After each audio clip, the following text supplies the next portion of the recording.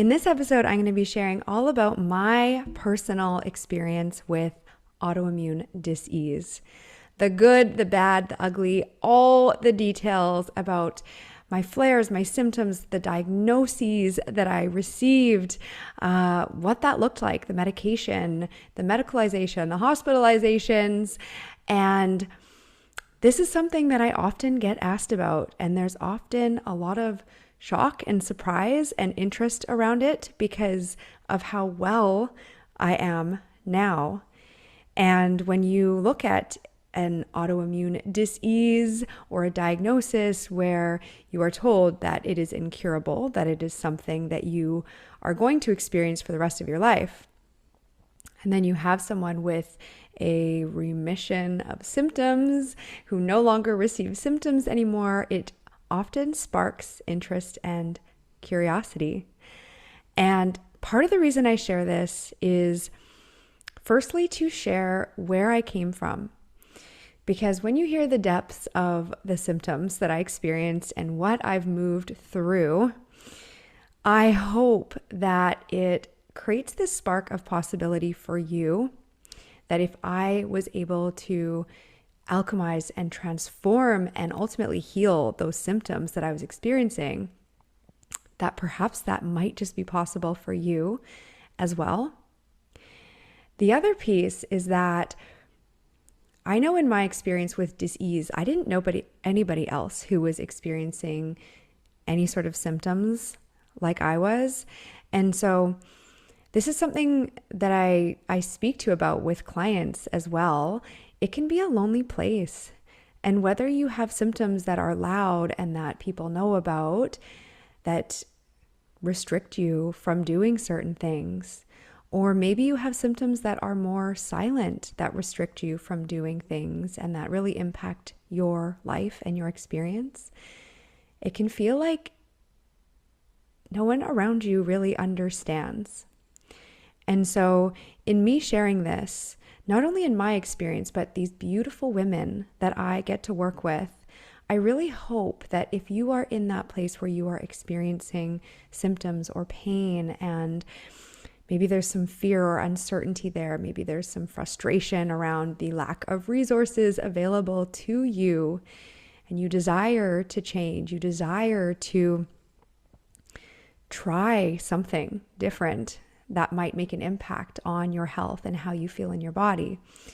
I just hope that hearing this helps you feel that you are not alone, that you're not the only one, and helps you feel a little bit more seen and heard in what it is that you are moving through. So without further ado, let's dive into it. So if we rewind all the way back to childhood, I was a child that often got sick a lot. And now that I have kids, I mean, children do pick up viruses and bugs and things like that at school. This is normal. But for me, it was like a lot of constant strep throat, actually, to the point where I had to have my tonsils removed. That's not that far out of the ordinary. But I also had weird symptoms that were unexplainable by doctors from the start. I used to have random swelling in my hands and on the soles of my feet, where it felt like there were like rocks in my shoes, like lumps of inflammation in my hands and feet. And I was tested for gout, and that test came back negative. But it was almost like some combination between that and Raynaud syndrome, where it was just in my like extremities. And I remember my dad driving me to school and giving me an ice pack to put on my swollen hands. And the coldness actually made it worse. But my parents literally didn't know how to deal with me. There wasn't really any other resources or anything that they knew how to do to help me. And of course, I was so young that I couldn't really express exactly what I was experiencing. I didn't really understand what I was experiencing. But those types of things, they weren't really all that severe. They didn't really impact me too much. And I just went about my life. As a child, I went to school. I did really well in school. I also hated going to school. I felt like I didn't belong there. I did not enjoy it. I was not one of those kids that thrived in school at all.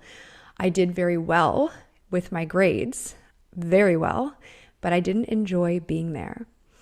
And because of that, I would often say that I was sick in order to get out of going to school. And sometimes it worked, and sometimes I would stay home and be very happy about that. And other times it didn't work, and I was sent to school anyways. But remember this fact of I don't want to go to school, I'm sick, because this comes into play later on. Fast forward to high school, I decided around the age of 16, I think, that I really wanted to be an accountant. I don't really know what 16-year-old decides that they want to be an accountant, but I always loved numbers and math. And so I was like, yes, okay, I'm going to be an accountant. And I decided to go and get my business degree with a focus in accounting. And so I had just started post-secondary. I was going to a college. Eventually, I went to Simon Fraser University in Vancouver. But when I had started my first year of post-secondary, I had this episode start. And it very much felt like a flu, a bug, a virus, where I just had fevers. I had aches and pains in my body. I felt very fatigued, like very low energy. And the first few days went by and it was like, okay, I just have a flu. I have some sort of virus. And then it got to like day 5, 6, 7. And at this point, I was only 18 years old. And so I was still living with my parents, and my mom was like, this isn't normal. Like, we need to go to the doctor and get you checked out. And so the doctor agreed. This is normally fevers don't go on for 5, 6, 7 days. And so she sent me for blood work. And when my blood work came back, my inflammatory markers, my blood counts were kind of all over the map. And it was clear that there was something going on within my body. And so this is where all the different specialists came in. And I remember going to an internal disease specialist, to an oncologist, being tested for lymphoma, leukemia, all of these words that I didn't fully understand at that age, at 18. I knew what that was, but I didn't understand the gravity of those words. All of the tests came back negative, and it wasn't clear what was going on within my body. It was like I was this human case study experiment to these doctors who couldn't explain what was going on within my body or why. And so eventually I was sent to a rheumatologist. I was tested for lupus, for rheumatoid arthritis, for a bunch of other things. And those test markers came back negative. So I didn't receive that diagnosis. But the diagnosis that I did receive was sort of a working diagnosis that was based on the symptoms that I was expressing at the time. Those symptoms being prolonged high fevers, being anemia, like extreme fatigue, and all sorts of things happening within my blood counts and levels and my hemoglobin and all of that. And the diagnosis that I received was Still's disease, adult onset Still's disease. And so my understanding at the time was Still's disease is often a childhood disease. Because I was 18, they actually refer to it as adult onset Still's disease, because that's less common to actually have it onset during adulthood. But essentially what I was told, what I understood, is that it was an autoimmune disease similar to rheumatoid arthritis, similar to lupus. Those would be the closest diagnostics. I understood, was told that my body was attacking itself, and that oftentimes people with this diagnosis will have repeated flares, ongoing flares throughout their lives, that there was no known cure for this disease, but that there was medication that I could take if need be. I think for that first flare, there may have been a small round of prednisone, which is a steroid, and my body kicked out of it fairly quickly. But aside from the fevers, aside from the fatigue, I also had joint pain. So quite debilitating joint pain to the point where I remember times where I could not get out of bed to go use the washroom. And it affected different joints within my body at different times. But I started the round of steroids, and essentially steroid prednisone, it actually blocks the immune response. It shuts down the immune response within the body. So it shuts down, and the levels of inflammation start to decrease within the body. And what I always understood is it was calming down my crazy overactive immune system that was attacking me. That was my perception of it at the time. And so once that flare was over, I just went back to life as I knew it. I was going to school. Fast forward another year and a half or so, I had another flare. And of course, this time, like those fevers, once they started, it was like, okay, my guard is up. This is familiar now. I'm starting to notice the pattern of having the fevers, them not stopping after a few days. This is not a normal bug, virus, flu, or cold. And this is when some of the other symptoms would start, such as fatigue, such as joint pain. It just so happened that during this next flare, what happened was I had an extremely stiff neck. I remember not being able to drive and trying to turn my head, and I could not turn my head. And then it moved into my head, and I had the worst headache, migraine of my entire life. Like I remember writhing in pain with this headache. And so again, my mom takes me to the doctor. She ends up sending me to emergency. And at that time, there was talks about meningitis. So meningitis is inflammation of the meninges, which is the lining of the spinal cord and the brain, I believe. And the doctor in emergency was like, your daughter does not look sick enough to have meningitis. She looks too well. We're not going to test her. And my mom was like, you test her. Like, you need to test her. There's something wrong. And the test involves injecting or inserting, I should say, a needle into the spine to remove and test the spinal fluid. So it's not a comfortable test. And I had that done. And sure enough, I was diagnosed with meningitis. For me, it was not viral. It was not bacterial. They could not find any trace of any viral cells or bacterial cells within my body. And so it was, I believe, what they referred to as asymptomatic, meaning it was essentially created by my body. And so I was hospitalized, I believe, for about a week or close to a week at that point. In the thick of it, I was in and out of consciousness. I was on really heavy doses of antibiotics and anti-inflammatories as a precaution and to bring down the inflammation in my body. And I remember having nurses come into the room and ask me several times a day, who are you? What's your name? Do you know why you're here? Do you know what year it is? And it's your brain, right? It's your spinal cord and your brain.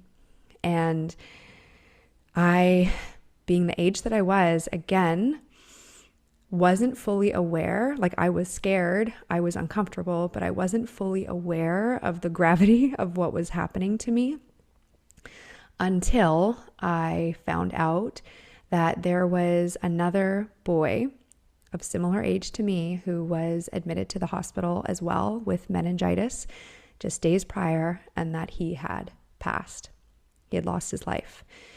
And so that was a kind of a oof, like that hit me like, okay, this is serious.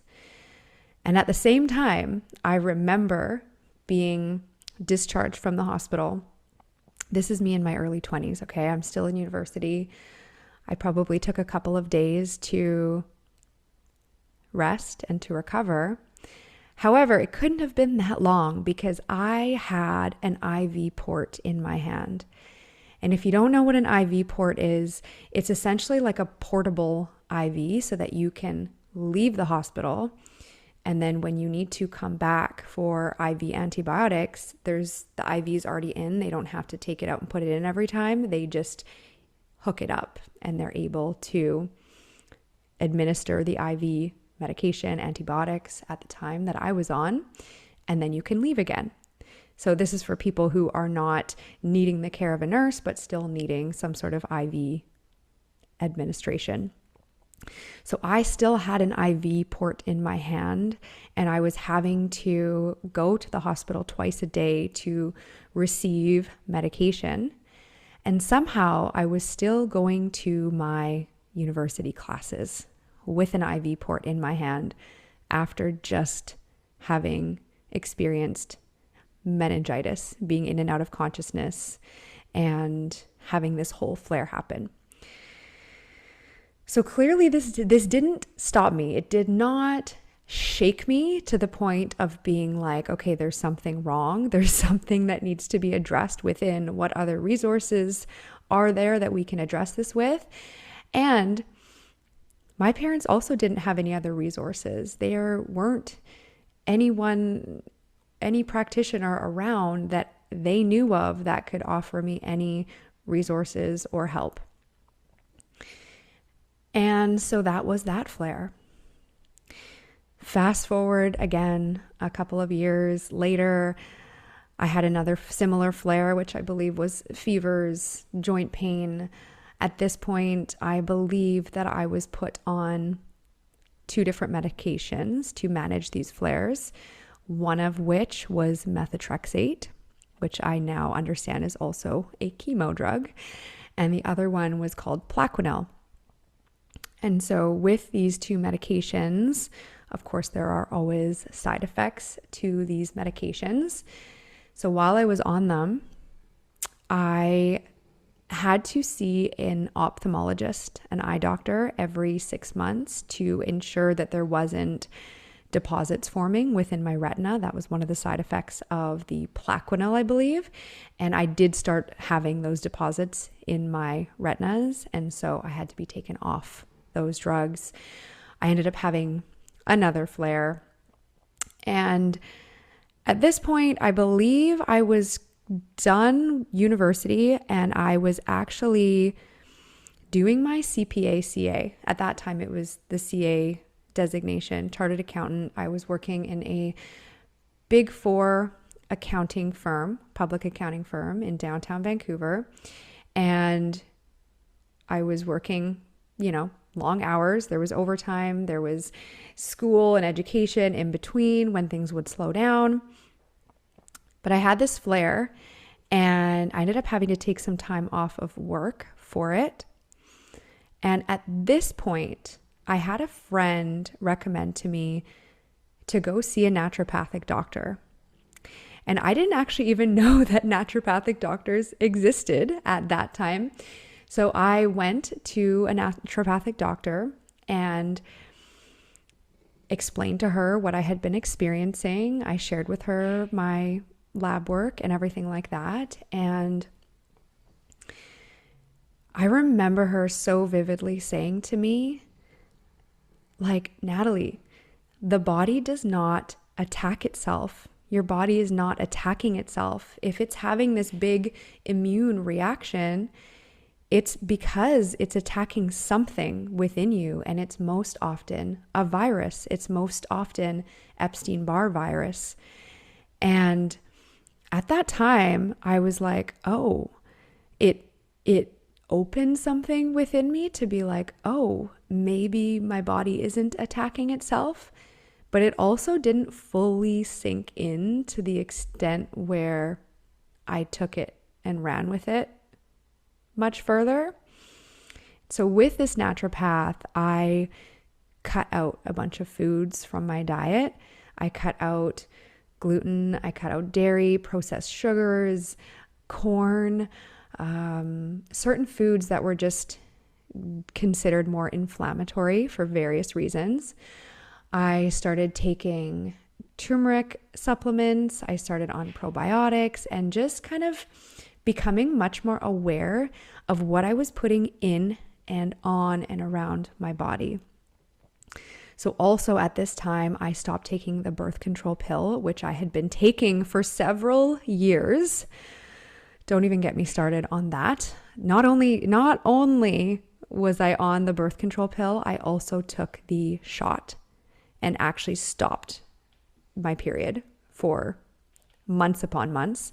So finally, I started becoming more aware of what it was that I was putting in my body and the toxic shit that is in so much of the things that we consume. So I started cleaning up even my deodorant, my makeup, my hair products. I started actually looking at ingredient labels and being more mindful of what I was ingesting into my body through my skin, through breathing in, products around me with perfumes and all of that. I cut all that out. I cleaned that all up. Around that time, I also, through conversations with this amazing naturopath that I had, her name is Dr. Jill Scott, by the way. She works in Port Moody in BC. We also had talked about stress and the impact that that was having on me. And I think that's a pretty common denominator when we look at flares among autoimmune disease or even among disease in general. It's pretty common knowledge that stress tends to amplify or spark flares or symptoms. It's not necessarily known why exactly, but it is a known fact. And so when we were talking about stress and the stress within my life and the work that I was doing, it sparked this conversation of, hey, I wonder if there's a different environment or different option for work that's going to be more supportive to me stress-wise.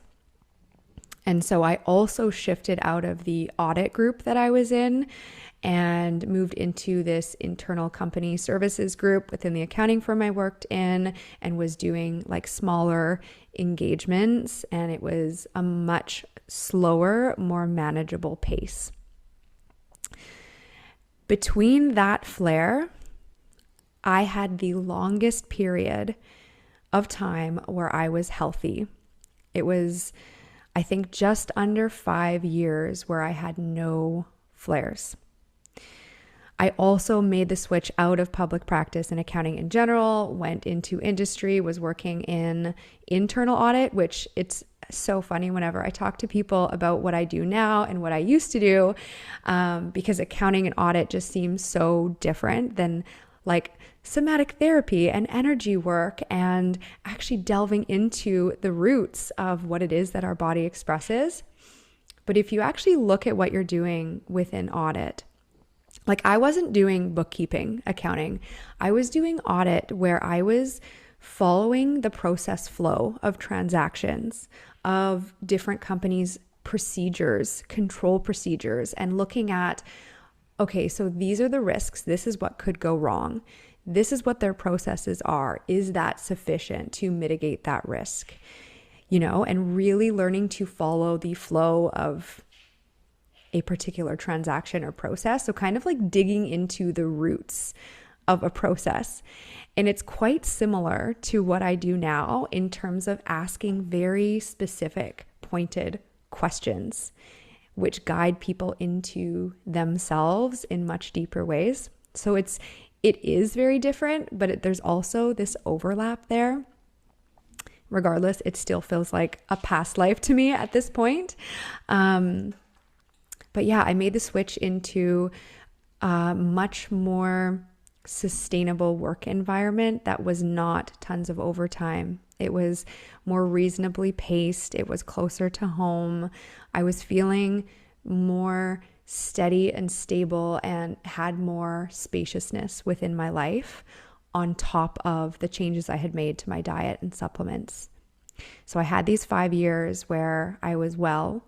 During those 5 years, I also got married and I had my daughter. And then I got pregnant with my son. My kids are under a year and a half apart. It's about 17 months apart that they are. And when I was pregnant with my son, that is where I started to have symptoms again. Started with the fevers and the usual symptoms that I would have within a typical flare. And then it progressed this time to having chest pain. And being pregnant, when you are in the midst of a flare and having fevers and having chest pain, that would be scary, even without being pregnant. But suddenly I had this being inside of me that I was also terrified for. And so at this point, I believe I was on like a text message basis with my rheumatologist. And so it was very closely monitoring my symptoms and the severity of my symptoms and seeing if my immune system would, quote unquote, calm down. The hope was that it would calm down and things would settle on their own so that they wouldn't have to put me on medication. Because of course, being on medication when you're pregnant is not ideal. However, the symptoms did not dissipate on their own. They actually got worse. Through a number of different scans and tests, they said that I was diagnosed with pericarditis, which is inflammation of the lining of the heart, as well as pleurisy, which is fluid around the lungs. So I was having pretty severe chest pain. I wasn't actually able to lay down or sleep because it was so much pain in my chest that I could not actually breathe. And so I ended up having to, again, do a round of prednisone. And so for me, what that looked like was typically about 40 milligrams of prednisone. I would start on it. I would have my labs monitored and go for blood work every week initially, I think, and then it kind of tapered off to every 2 weeks and eventually every month. But once things were under control, which would typically look like my inflammatory markers, and if you have symptoms of autoimmune disease, you are probably familiar with these inflammatory markers. For me, it was C-reactive protein, and this was something that I became like borderline obsessed with, was like going and getting my blood work done and then signing on to the like online system that you can go and check that on, and being anxious around what my inflammatory markers were going to be. And so they would typically come down further and further and further. All of my blood counts would come back into range, closer and closer and closer. And then I would start the taper off of prednisone, whether it was down 5 milligrams every week or 10 milligrams every week. And then eventually it was like down 1 milligram per week once I got to about 10 milligrams to allow my body to adjust and start producing all of the hormones that are suppressed in production from taking that steroid. During this time, because I was pregnant, I also had to go for weekly and then bi-weekly tests just to make sure that everything was fine with my son. And thank God everything was fine with him in terms of him going all the way to term, having healthy labor, being a healthy baby. But of course, it did not feel good to know that I was ingesting these drugs. I know that the side effects that they had on me were not nice.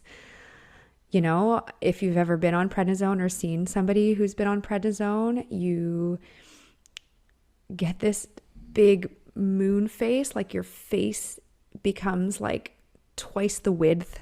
It's not even twice the size, it's the width.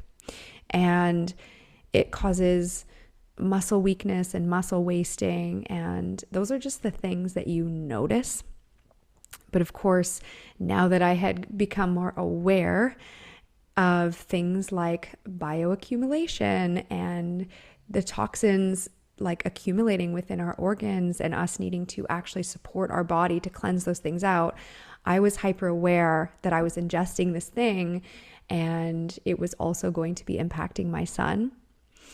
I was also breastfeeding, and it was that inner conflict between I want to breastfeed, and it's said that it's safe to breastfeed when you're taking prednisone, but how is this affecting him and all of that. So there were all of those, there's the mental strain and the emotional strain and stress and all of those considerations that come along with the physical considerations that if you experience symptoms or pain, I know you know, and I see you in that, because those aspects are just as much of I don't want to use the word burden, but they're there. They're just as much of an impact as the physical restrictions and pain. And so I got through that flare. I eventually weaned off the prednisone and I went about my life as normal. So that would have been in 2017 that I had that flare, that it started. My son was born in March 2018. And so there was about 2 years from 2018 to 2020, again, that I was well. And then 2020 happened, and the ultimate flare that changed my life happened, as the ultimate event that changed so much within the world happened at the same time. I don't think there's any coincidence around that it happened around the same time.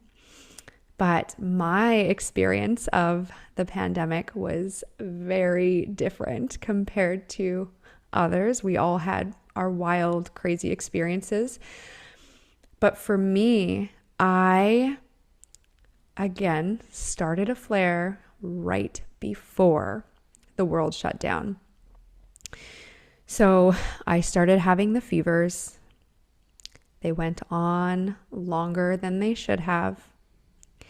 And because I'm on a text message basis with my rheumatologist, I text her around what's happening. I was also having that stiffness of my neck again. And because that resulted in what it did before, being the meningitis, she was like, you should go to emergency. And so I went to emergency and filled them in on what was going on, filled them in on my history. I remember they were preparing to do another spinal tap. So inserting the needle into my spinal column to take out the fluid to do the test. I remember them trying to get in through whatever they must have to get right in the middle of two different discs or vertebrae, I don't know, in your spinal column. And I remember they could not. I remember it was very painful. However, they were not able to actually get in and do that test. And so what they did is precautionarily put me on antibiotics again in the event that there was something going on, which may be some sort of bacterial infection or meningitis, to help prevent what had happened in the past.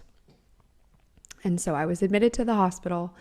I was on the antibiotics, and things went south in a very big way quite quickly.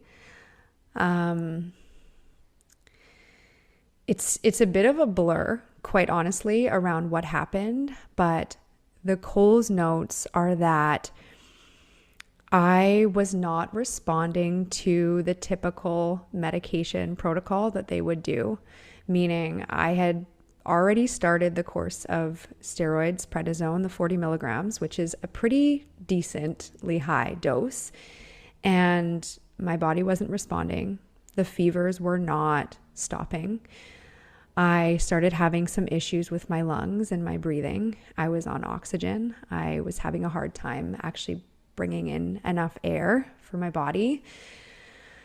I remember I think I had like 17 different doctors and specialists on me at one point in time. Not all at once, but like on my case. I had medical students coming in and trying to like document me as a case study, because it was always like, what, this girl is like this medical phenomenon. Like she has these symptoms and they don't have a name. They don't have a specific diagnostic. I can't define what it is that is going on with you with a specific test. Like I was tested for COVID. I remember I had around this time was also when the world was shutting down. So COVID was this big, scary thing. And I was being made aware of what was going on. And I remember I had 5 doctors come in my room and they were like, "You don't have COVID."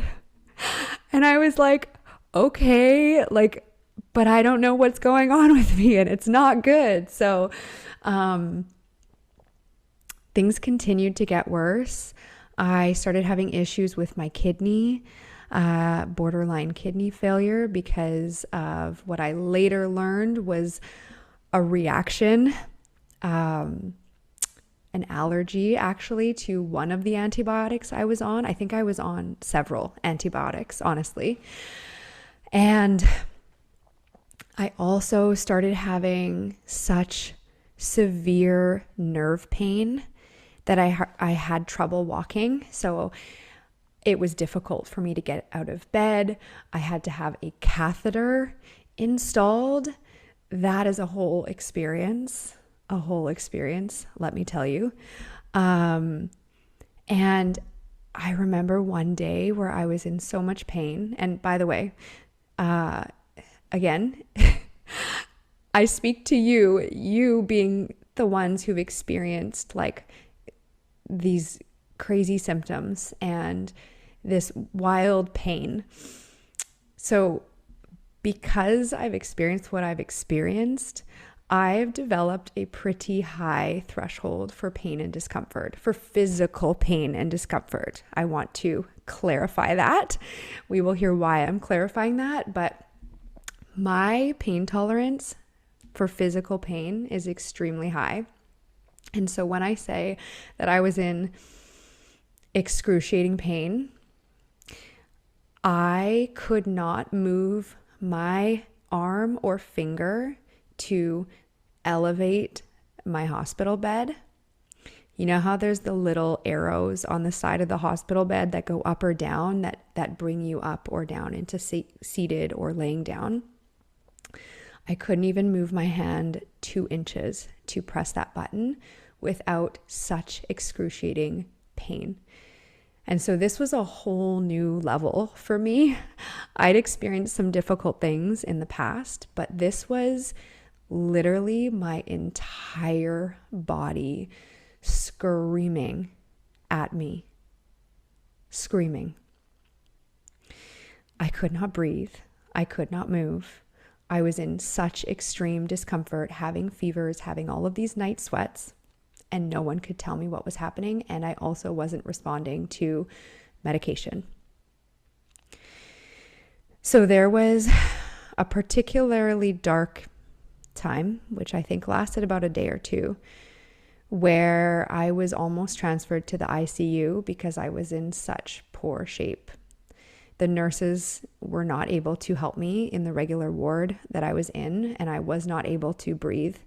I believe they talked about doing like a tracheotomy or something to help me breathe. Thank God they didn't have to do that.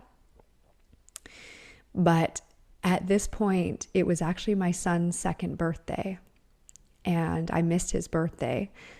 And I remember being so terrified for my life, and that I was not going to get out of there, that I was not going to be able to get home to my kids. And that's all I could think about. And as I say this, I feel I feel the emotions there, because it was like the things that had happened to me were things that I could handle, and I did handle. But when it came to the thought of me not being able to be there for my kids and not being able to get home to them, or them not having a mother, that was a whole other level of fear that was outside of me that I could actually feel. And I think it's so common when we are in these situations where there's this like high level of pain coupled with strong fear.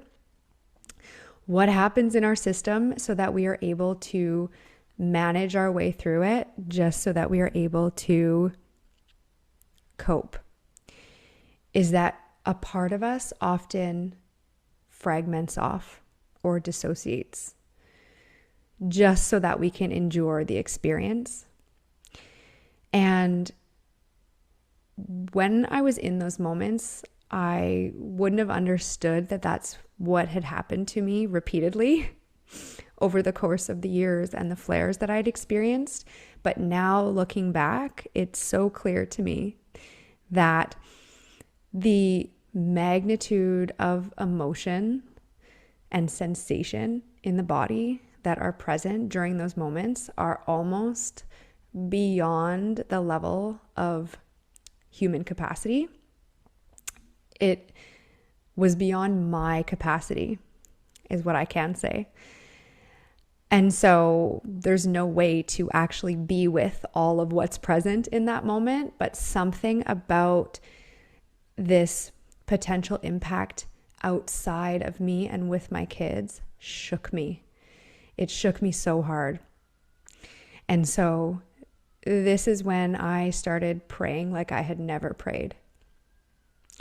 And I actually downloaded for the first time a meditation app to try to calm my nerves and anxiety and this very, very loud fear that I was feeling that I had never felt before. And somehow, maybe it was that, or maybe it was me getting jacked up to an 80 milligram dose of prednisone, which, by the way, that is double the usual high dose that I received. That is an ungodly amount of steroids in my system. It started to turn the corner. I didn't have to go into the ICU, and I started having things improve. I'm also actually just remembering that during that period where things were really dark, I was also actually receiving blood transfusions and transfusions of blood products. So something that I'd never heard of that was called immunoglobulins. There was a lot of things that were attempted to try to break me out of this flare and this massive scream and expression that my body was having. And whatever it was, I turned the corner and I started to improve. I had some absolutely wild side effects to that extreme dose of prednisone that I was on. My body started accumulating like large amounts of water. I was like double the size in water. Like it was weird. I remember looking in the mirror and being like, oh my God, in such a short period of time, like I didn't even feel like this was my body, which is interesting now that I look back and reflect on the fact that I received transfusions from other people's bodies, and the mere fact that I was like out of my body throughout this whole experience. Like it didn't feel like my body. And so I had to take water pills and all these things to try to pass all of this fluid that I was accumulating. And eventually, after about 2 weeks, I was discharged from the hospital. And the version of me that got discharged from that hospital was a different version of me than who walked in, because I was shaken. I don't know what other word I can use to describe what transpired other than shaken. Actually, as I say this, I can feel this bit of tremble in my body. And it's so often that when we descend into the body after the fact to actually not mentally process what happened within that experience, not to tell the story mentally or talk about what happened mentally, but to actually be with the sensations present within the body, it starts to liberate that energy that I spoke of, that part that can get fragmented off.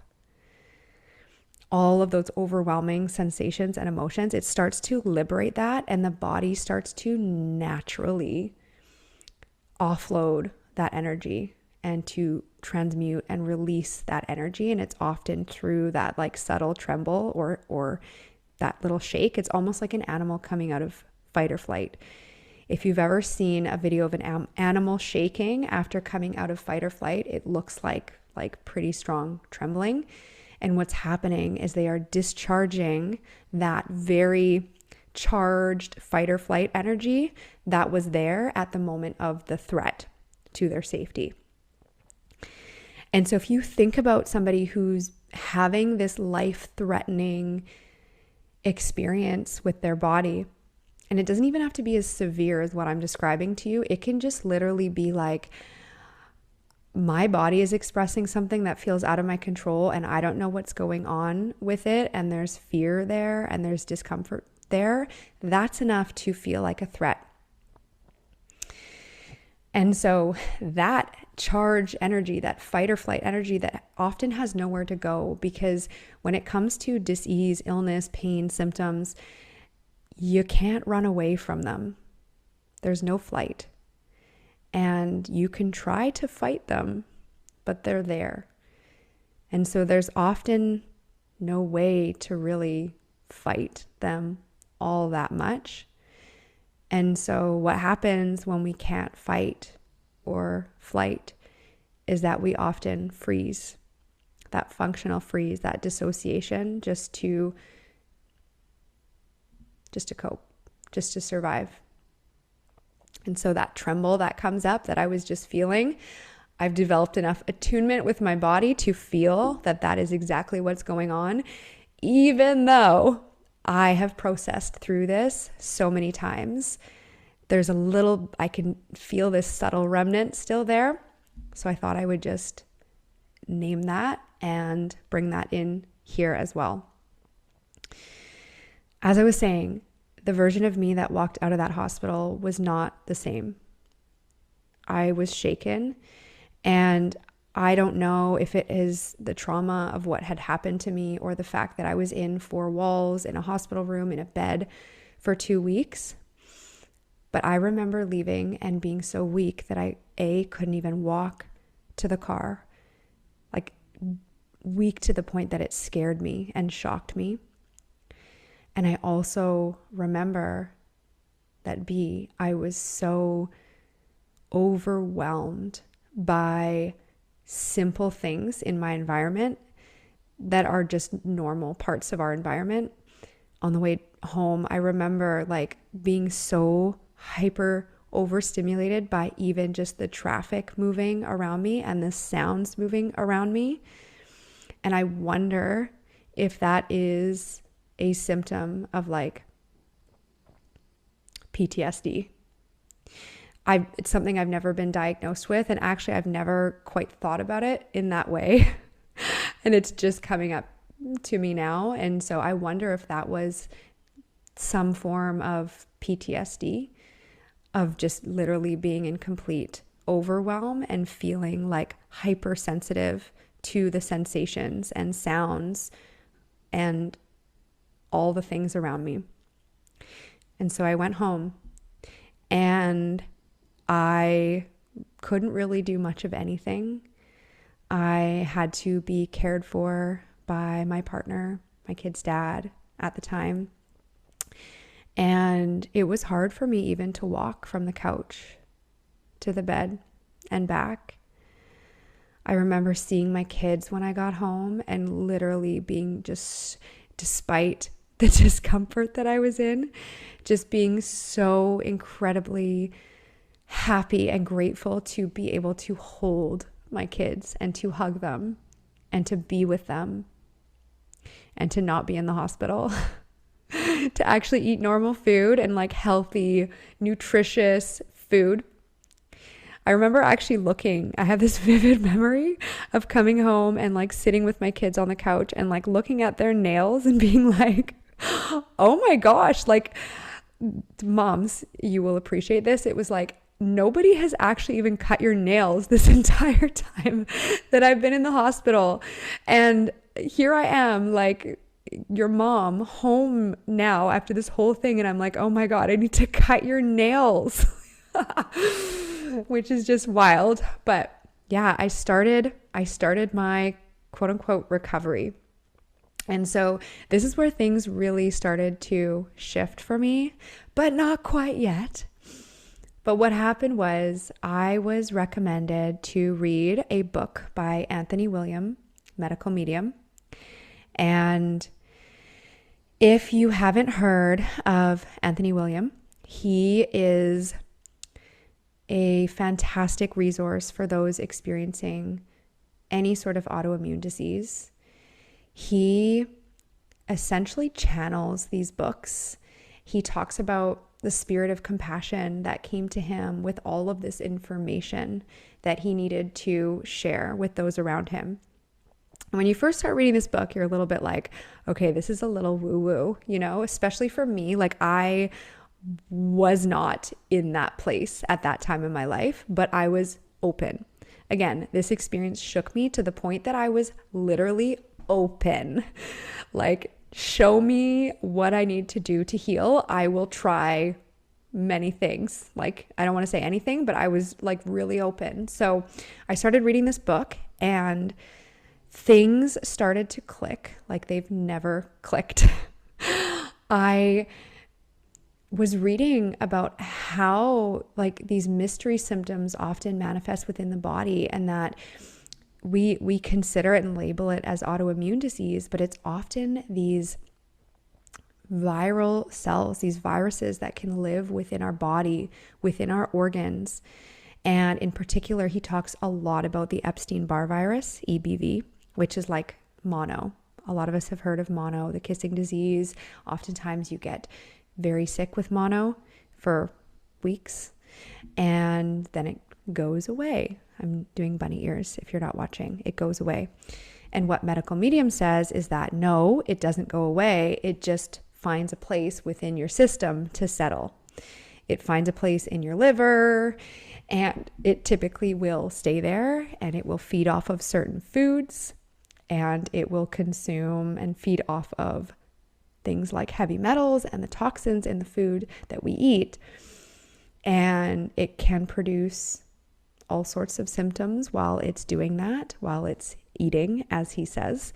And it can look like skin rashes. It can look like all sorts of things. It can look like brain fog, chronic fatigue.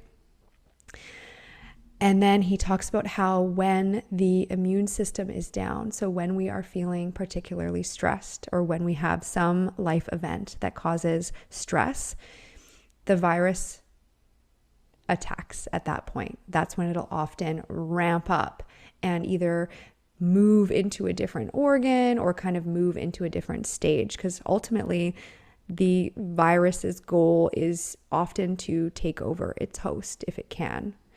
And so when I had read that, the things that he spoke of felt like such profound truth to me that I was like, oh my God, my body is not attacking itself. My body is not broken. My body is here trying to defend itself from this virus, from this thing that's living in my system. Like, it was profound for me to feel like my body was not against me, like I was not against me. There is some explanation. There was some intelligence at play within me that meant that I was not broken, that things were actually trying to become right. And so I started doing all of the things that he suggests doing. I started drinking celery juice. Again, I had already cut out a lot of the foods, the inflammatory foods that he talks about that feed these viruses: gluten, wheat, dairy, soy, corn, canola oil. I started taking anti-inflammatory supplements, different herbs that I had never taken before, to the extent that I now have this massive pharmacy with an F, in my home of all of these different supplements and herbs. I started learning about the healing powers of these herbs. I started learning about the different healing powers within the foods that we eat and how they can help with our symptoms. And I felt this light and this fire within me ignite, and this hope that there's something that I can do to actually help this situation, to actually heal my body. And Anthony William also has a really beautiful community of others who are experiencing different symptoms and autoimmune disease, who experience profound results from going through his protocols. And so for the first time, I had this hope that there was something that I could do, something within my power that I could do to actually address the symptoms that I was experiencing, like at the root, at the cause. And I was also seeing all these people who were having similar experiences, and I didn't feel alone, and I felt seen, and I felt like if they can do it, I can do it. And so I started on this healing path, and it's going to sound like this is the point where everything changed and it went up, up, up. But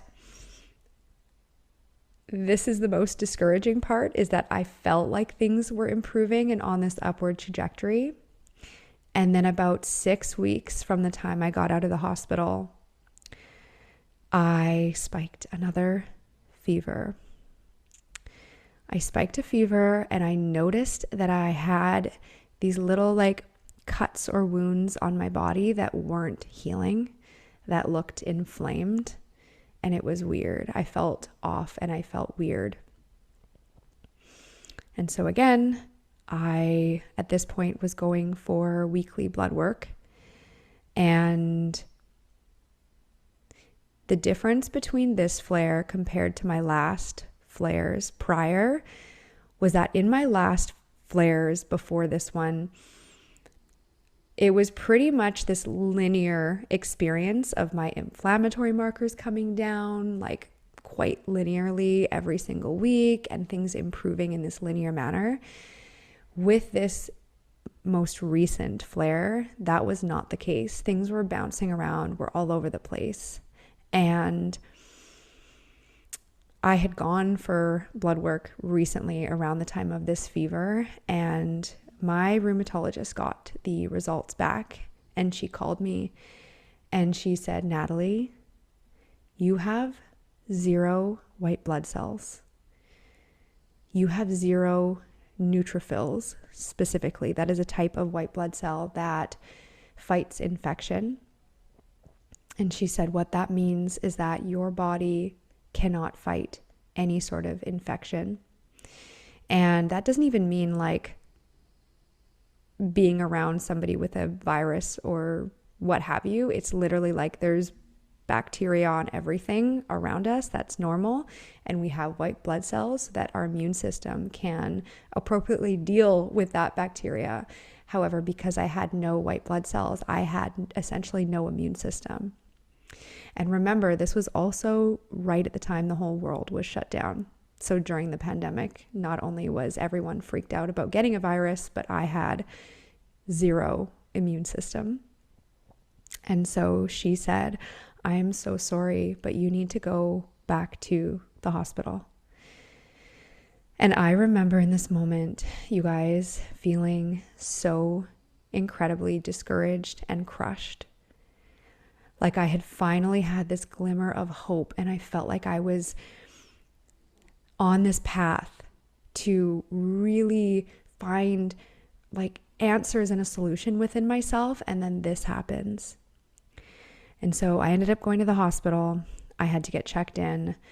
They gave me a COVID test because my test didn't come back Yet they put me in a COVID ward, which was wild, being wheeled through zipped down barriers in all of these hallways and people on ventilators, and having to go literally in a room and literally be disinfected and showered down before I was even able to go into my isolated hospital room. It was wild.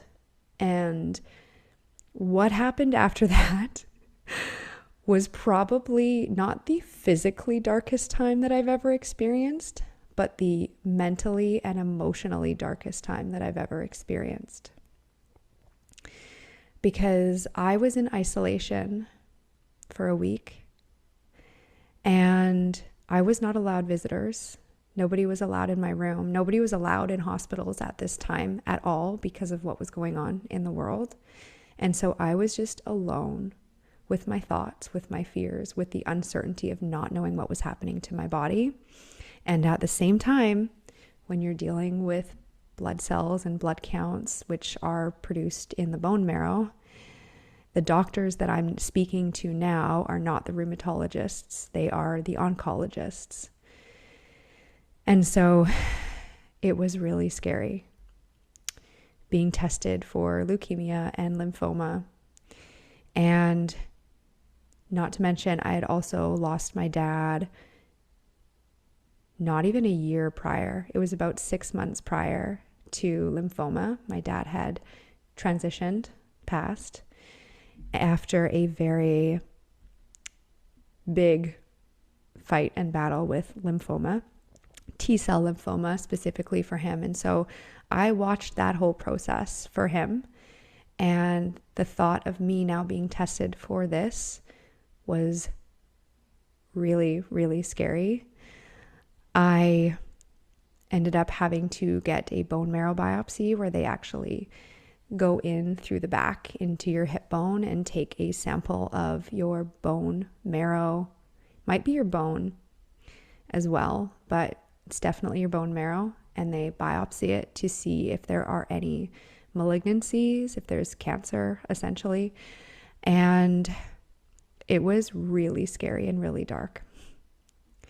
And I was receiving these shots. It was either every day or twice a day to try to help my body produce white blood cells. And I was having blood work taken every single day, and it was like 0, 0, 0 blood cells. And then I had an oncologist walk into the room one day that I was there, and she was going over my file and just asking me questions. And she said to me, "Did you know that you tested positive for Epstein-Barr virus?" And all of a sudden, things clicked back into place for me. I feel like this was the first synchronicity I ever have experienced in my life, which is a really funny synchronicity to experience in the context that I did. But she was like, she felt the need to come in and tell me that I tested positive for Epstein-Barr virus, and it was in my file, but it was in this way deep part of my file that, like, the files are electronic. And so you would have had to like jump through different screens and things to actually see it. And this was the first time anybody ever shared that with me. And suddenly I was like, oh my God, there was something in me that had this felt sense of, this is part of the reason I'm here. I would have never had that confirmation with everything that I had been reading about through medical medium, through Anthony Williams' books about Epstein-Barr virus being the culprit behind these symptoms, if I hadn't had this moment right here with her. She also told me that Epstein-Barr virus is often linked to lymphoma. So that wasn't very nice to hear. But regardless, there was just this something there that I had felt in that moment, this like connecting of a dot larger than me, like some sort of higher intelligence within this process that I connected to beyond the craziness that I was experiencing. And so that happened. And eventually, 6 days after being in the hospital, I had a blood test result come back that said I had it was either 0.1 or 0.2 neutrophils. I don't know what it was, but they told me that if I had even 0.1 of a neutrophil, that I could go home. And I did. And I remember just being in tears of gratitude to be able to get the heck out of there and to go back home. And so I went back home, and I still was not out of the woods. I was waiting on my tests, my bone marrow biopsies for lymphoma. And actually, when I had my bone marrow biopsy, I started bleeding uncontrollably out of the site. And it was just, there was a lot going on. So I got back home and was waiting for these results. And as I was waiting for the results, because of this thought around Epstein-Barr virus and lymphoma, and because I had lost my dad to lymphoma, because of everything that was going on with me, there was this thought form that I could feel there. I didn't know what a thought form was, by the way. This is my current interpretation of what was going on, but something took hold where I had literally convinced myself, or that fear of having lymphoma was so strong, that I started almost manifesting symptoms. I remember feeling like all of a sudden my lymph nodes were like tennis balls under my neck, but they weren't. Looking back, it's just I started this thought of having lymphoma started creating these feelings within me. And at the time, they felt really real. Like I was convinced that I had lymphoma. And I remember driving home from a test with my mom and being in tears and actually asking her, if I don't make it out of this, can you help with my kids? Like that's a really deep place to be in terms of where I was at. Like that's a dark place to be considering I'm not going to make it out of here. And can you help look after my kids and be there for them? And I remember saying, I feel like I have so much more life left to live.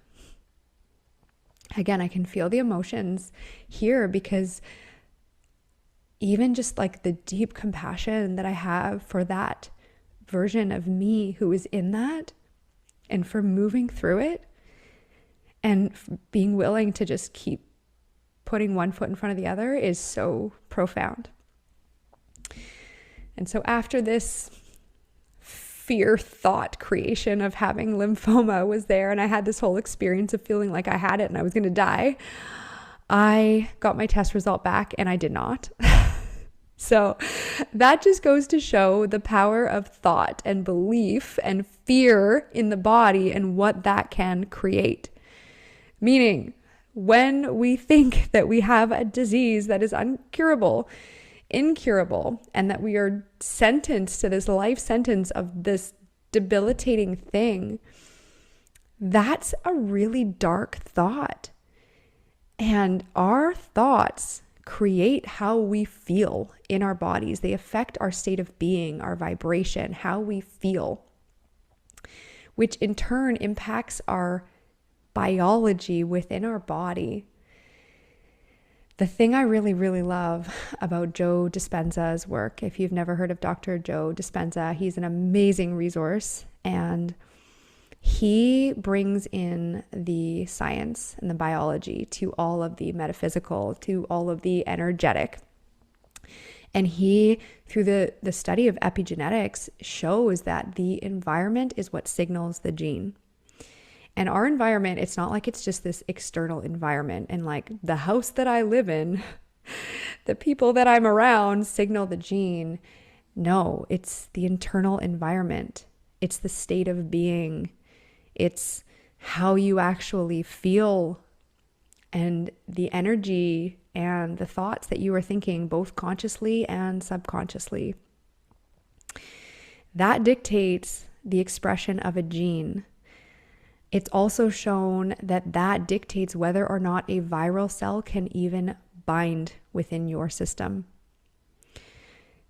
And so it's very, very powerful to start to delayer the beliefs and the thought forms around your symptoms, around the symptoms that your body expresses, because they're actually not yours, and around these diagnostics. And that's why it's so powerful to open up to the belief that healing is possible, because our thoughts dictate our feelings, which dictate our actions, which dictate our realities. And at the time, this was not in my field of awareness at all. All I wanted to do was heal. And so I continued on with my celery juice. I actually celery juiced for 2 years straight, every single day. That is how committed I was to my healing. I ate immaculately. I had supplements. I completely changed my work life around. I actually started working with mothers and coaching mothers around sleep hygiene and their children's sleep and schedules, because it was such a big part of my world at the time. And I did this on a very part-time basis, and I was essentially just a stay-at-home mom that also did consulting on the side. And the other big piece, though, is that I continued to ask and set the intentions to heal, to ask the forces larger than me, whether it was God, angels, the divine, the creator, the universe, for healing. And at that point, if you listened to my first episode, my welcome, you would have heard me talk about these breadcrumbs that started appearing in my path, and that's exactly what happened. Books started coming into my field of awareness that I didn't know existed. I remember reading like Gabby Bernstein books, The Universe Has Your Back. And I started meeting people really randomly. Again, I'm bunny earsing the randomly, because at this point, I don't believe in coincidence whatsoever. And meeting people that started introducing me to things that I had never even heard of. Things like energy healing. I started seeing an energy healer. I started actually going into my body and realizing that I was holding so much that I previously wasn't aware of. So in and around this time, as I mentioned, there was a lot of anxiety, there was a lot of uncertainty. I started going to counseling as well to help manage the anxiety. And again, luckily, but not coincidentally, I ended up being referred to somebody who did work that was very body-based. So if I came to her and told her that I was having these fears and anxieties around my labs, it was like, where are those fears within your body? And that was the first time that I actually became aware of the somatics, the feelings, the energy within my body. As somebody who was in accounting, in audit, who was very fast-paced, who was doing a lot, who was like a high-functioning achiever, I lived so much in my mind, and I see that now. And I'm still like air signs in my chart. I'm still very intellectual. I love understanding things and analyzing and conversing and going to the depths, and I'm like a sponge. However, that shift to going into my body changed something so big within me, because I started becoming aware of all of these things that I was holding that I was not aware that I was holding. And as much as I was cleaning up my diet and taking all these supplements and trying to kill off these viruses, all of a sudden I became aware of the facets of me and my being that were not physical in nature. I essentially had a massive spiritual awakening. I started to perceive energy beyond the physical. I started to feel energy around me. I started to have teachers come into my space who could teach me about this, because if you don't know, it can be a little bit shocking and alarming if this isn't something that you are used to. And so essentially I became consumed with this massive transformation and opening and awakening that I was having. And right at that time, I was having teachers and people appear in my life who were able to walk me through it. As if by chance, but it was not a chance. There is such an intelligence around this. And I was able to find bits and pieces of myself through these mentors and these friends and these people that came into my space. And I started learning about my emotional body, like the more subtle energy bodies. The first energy healing session I ever had, like, shocked the crap out of me, because I actually felt energy moving through my body. And becoming aware of the more subtle energy bodies, the emotional body, and all of these emotions that I was holding in my body, and all of these beliefs and thoughts that I didn't even realize were there running beneath the surface. And not only that, but starting to open to my spirituality as well, and starting to develop a relationship with it. And suddenly I was actually addressing the multiple facets of my being aside from just the physical. Because remember what I said, as much as I was fixated on the physical for so long and feeling like I needed to kill these viruses, like if you were to listen to a podcast episode by me, I was on a couple of podcasts a few years ago, like say back in 2021, I was probably still convinced at that time that I was killing viruses and that was the root of the symptoms that I was experiencing. But in moving into understanding how the layer below the virus, like what dictates whether or not a viral cell can even live within your system, it's actually your state of being, your energy, your vibration. And so it's further descending into the roots of the energetics at play and what influences our state of being. And it's not all conscious. There's a lot of subconscious bits there that lay within the shadow. And it became this profound thing that I became and am still incredibly passionate about. And it's something that is such a joy and honor to teach and share.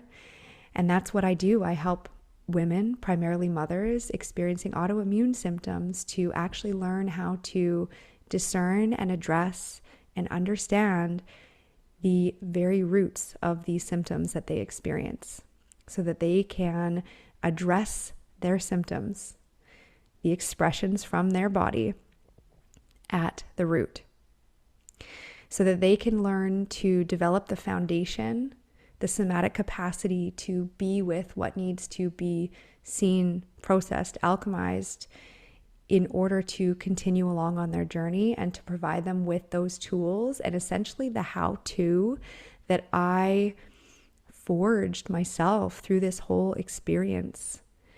And that doesn't mean that my way is the only way. This is one way. This is the way that I came to understand and work through, the best way that I know how to, in hindsight, walk someone through this journey. It's essentially becoming the resource that I needed at that time.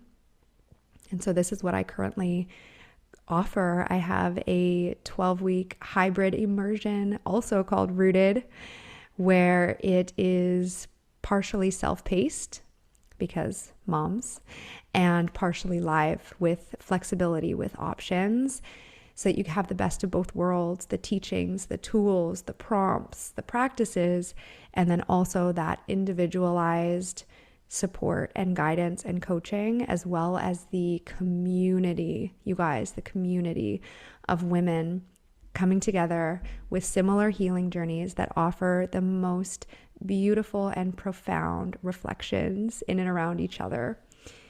And so I'm currently in the process of turning what was historically a live immersive into this self-paced immersive, this self-paced hybrid immersion.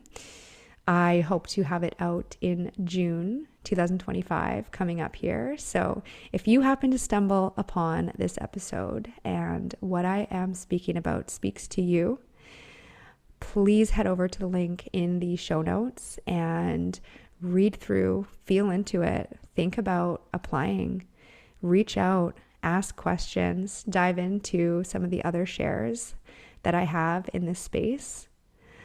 And I'm just excited to keep sharing the tools that have helped me to actually address the deeper energetics. And because I came from that place of none of this being in my field of awareness and not believing that it was possible to heal and feeling frustrated, feeling like I was trying all these things on the physical levels, but spinning my wheels and not actually having the relief that I was hoping for, I so deeply understand. I understand the resistance to going deeper and how that can manifest and how that can look. I understand the fears, and it's such an honor to support women in those similar places that I have been. And I'm sure you can understand how near and dear to my heart this work really is. And maybe you can feel that. Maybe you can feel that passion. I hope you can. But that is my journey. That is my journey. And since going through the deeper energetics, not only did that, what I refer to as render my symptoms irrelevant, because they became irrelevant. They served their purpose. They served as the pattern interrupt. They got my attention. They served as the pattern interrupt for me to see all of the things within myself that were below the surface, all of the things that were repressed, all of the ways that I were acting that were not really supportive to me. I started getting and feeling infinitely better. I started having my symptoms resolve, and I started feeling so energetically alive and more and more and more me, like this coming home. And so if you read the landing page for Rooted, the immersion, you'll probably see in there that I wrote that it actually brought me to tears when I was reflecting on that originally, because what starts out as this destination of healing, of resolving the symptom, like that is the goal. That was the goal for me. It became so much more than that, more than I could have ever anticipated. And it transformed me in my life in a way that I could never have anticipated, in the most beautiful way, to the extent that I would honestly do it all again. I would do it all again if I knew that I would arrive right here in this moment. And so I hope that hearing this sparked something in you, even if it's just curiosity, even if it's this glimmer of hope, or what if something similar is below the surface for me? What if this is possible for me? I'm so curious what stood out for you, and I would love to hear. So please share in the comments and subscribe, like, comment, review. I would so much appreciate that. It's so supportive to this work that I'm doing. Thank you for listening, and I will see you in the next episode.